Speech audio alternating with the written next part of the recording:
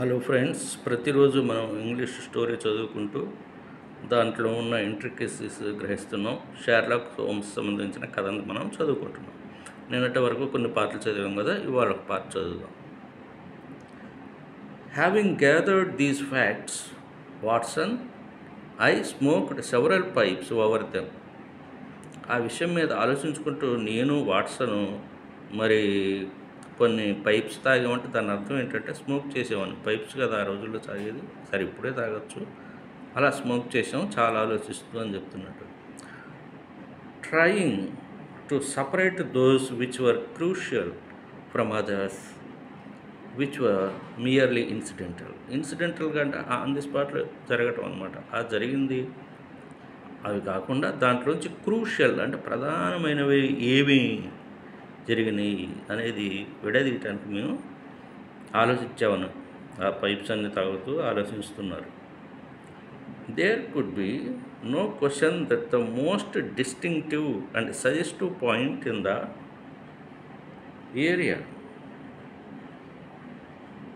Was the singular disappearance of the door key. నిజం చెప్పాలి, ఈ డిస్టింక్టివ్ చాలా ఒక కొన్ని సమూహం నుంచి వేరు చేసేటువంటి ప్రత్యేకం కనిపించేది. ఆ పాయింట్ ఇక్కడ ఏంటయ్యా అంటే సజెస్టివ్గా చెప్పాలంటే disappearance of the door key కనిపించట్లేదు ఇక్కడ. Most careful search had failed to discover it in the రూమ్లో దొరకలేదు డిస్కవర్ చేసిన. Therefore it must have been taken from it. Must have been చూడండి ఎలా ఉపయోగించాడు. కాబట్టి must have been taken from it, దాన్ని ఆ కీని ఎవరు తీసుకొని ఉండాలి, ఇది తీసుకుపోబడి ఉండాలి అని తప్పనిసరిగా. But neither the colonel nor the colonel's wife could have taken it. వాళ్ళిద్దరూ తీసుకునే అవకాశం లేదు. నైదర్ హీ నార్ షీ అని ఉపయోగించాడు ఇక్కడ చూడండి. కుడ్ హ్యావ్ టేకెన్ ఇట్, వాళ్ళు తీసుకెళ్ళడానికి ఆస్కారం లేదు ఇద్దరు. That was perfectly clear. అది perfect. Therefore a third person must have entered. ఇక్కడ కూడా మస్ట్ హ్యావ్ ఉపయోగించాడు. తప్పనిసరిగా ఎవరో రూమ్లోకి ఎంటర్ అయి ఉండాలి third person. And that third person, page తిప్పుదాము. ఎవరట third person? Could only have coming through the విండోలోంచి వచ్చి ఉండాలి అతను ఎవరో మొత్తానికి. It seemed to me that a careful examination of the room and the lawn might possibly reveal some traces of this mysterious individual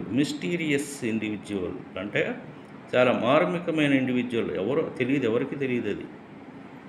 అటువంటిది అనమాట mysterious అంటే, చాలా మార్మికం ఇండివిజువల్. ఆ వ్యక్తి మరి ఎవరో మనకి పాసిబ్లీ రివీల్ అయ్యే అవకాశం ఉంది, తెలిసే అవకాశం ఉంది.